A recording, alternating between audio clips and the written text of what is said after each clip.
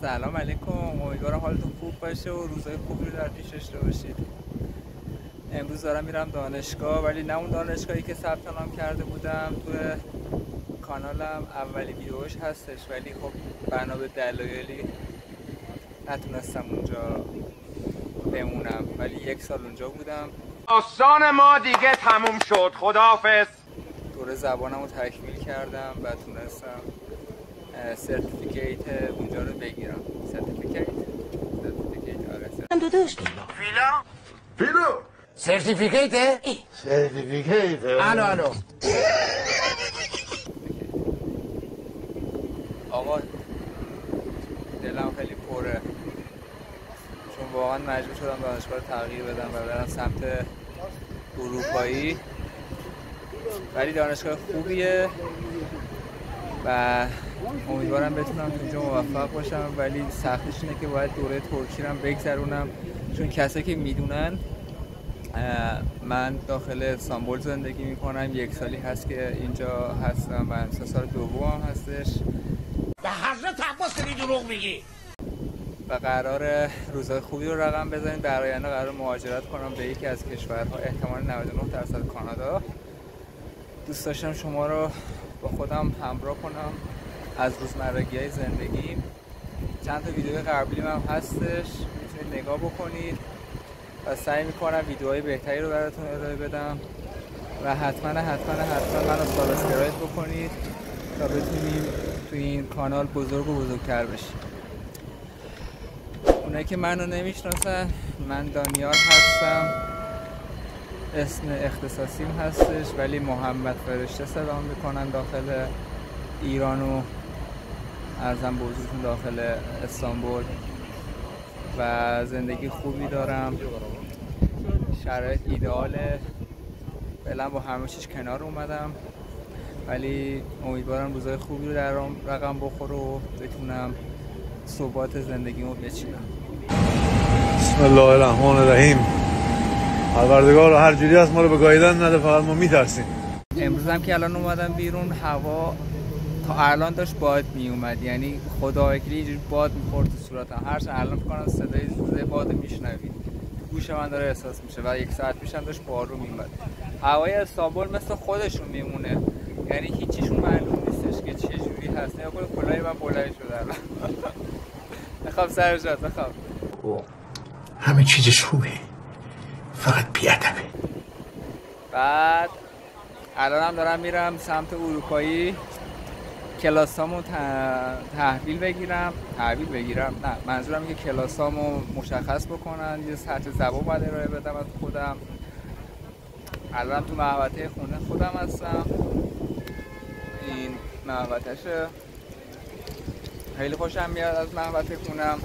الان داریم میریم سوار کشتی بشیم، بکنیم مسیرت هر روز با کشتی باشه بخوای بری دانشگاه، خیلی بهت حال میده. ولی خب زمستوناش خیلی سرده، پارسال یخ کرد. ولی الان میرم اونجا کشتی رو نگاه بکنید، بعد از اونجا هم یه اتوبوس سوار میشم و میرم داخل دانشگاه. سعی میکنم محیط دانشگاه هم براتون فیلم بگیرم و اینکه منو همراهی بکنید. حتما سابسکرایب بکنید، از من حمایت بکنید تا بتونم ویدیوهای بهتری رو براتون ارائه بدم. با من همراه باشید تو این مسیر کوچیکی میخوایم بریم سمت کشتی. از دیدنیه اینجا هم غافل نشید. ممنون که هستید، پس بزن بریم.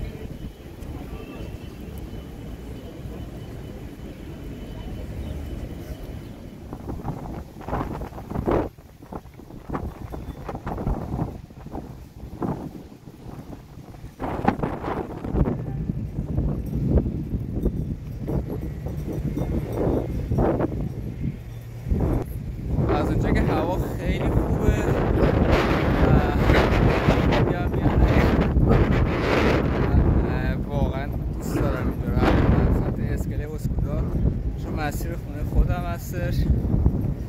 از اینجا باید سوار شم برم سمت بشیکتاش، اونجا اتوبوس سوار شم برم دانشگاه.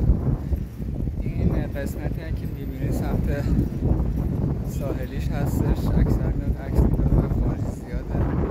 اونورن که میبینید سمت اروپاییه. بکنید 1 سال باید این راهو هر روز برید بیاین. من حساب بکنید 1 ساعت و 20 دقیقه همیشه تو راه هستم. وای وای وای. از تنهایی نترس، هر کس خواست بره امروز برو، فردا چون دیره. وای وای وای وای، واقعا خسته کننده است، ولی خب برای درس زندگی دیگه باید تلاش کرد. و الان دارم میرم سوار کشتی بشم. کشتی هاشم اینجا خیلی گرون نشده، 20 لیره. شما سوار کشتی میشید میره سمت اروپایی. الان هم این قسمتی که میبینید، بذارید من دوربین بدم جلو، این قسمتی هم که میبینید سمت اروپایی هستش. اینجا ماهیگیری میکنن،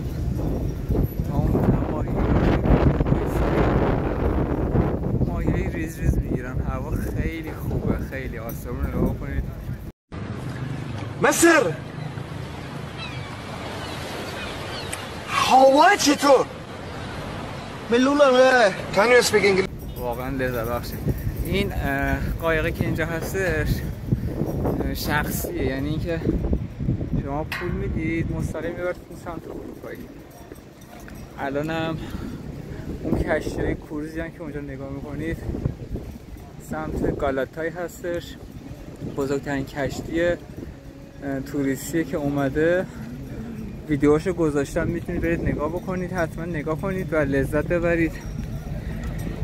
کشتی های کروز تفریحی هستن، میان اینجا لنگر میندازن و نزدیک 3500 تومن ظرفیتشون هست که از کشورهای اروپایی میارنشون اینجا برای تفریح و اینا. الان هم خب بریم که من دیرم شده. امروز باید برم کلاسمو تعیین سطح بگیرم که دیگه 16 اکتبر شروع میشه کلاسا. تو رو خدا حداقل وقتی میگم ویدیو رو ببینید کامنت بذارید، تو رو خدا لطف کنید. ریدم تو دبیر ادبیاتت که ما بزرگترش خانوادمون. والا من از اینا نیستم که بخوام صبح زود بلند بشم مسواک بزنم، میزنم ولی مثل اینایی که هستن روتین صبحگاهی دارن. ما پسریم دیگه، روتین صبحگاهیمون یه ریشمون رو اصلاح اینجوری بزنیم و یه کلمه روشن کننده بزنیم بیایم بیرون. خب بریم سوار کشتی باشیم، خیلی دیر شده بریم. الانم که میبینید دستم میلرزه اینجا مجبور شدم استنداپم بزنم تو کیفم که راحت تر بتونم با دست فیلم بگیرم دیگه. خب به بزرگی خودتون ببخشید. خب بریم که سوار کشتی باشیم. بسن بریم.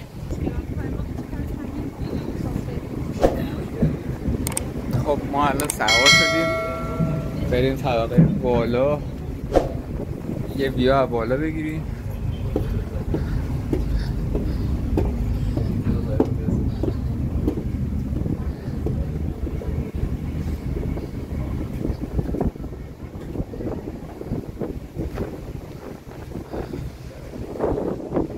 اون پلی که میبینید پل باز هستش، این همون کشتی که گفتم وای میسن سوار میکنن میبرن سمت جای مختلف، اسکودار، کاتیکوی، امینونو، جزیره هم. خب میخوام یه ویدیو هم برای جزیره ها بذارم ولی الان هوا خب سرده، برای اینکه میخوام جزیره ها ویدیو بذارم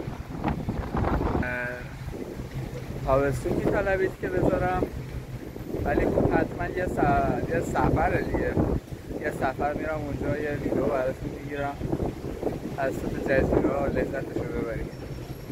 الان من میخوام برم تو باد سردی.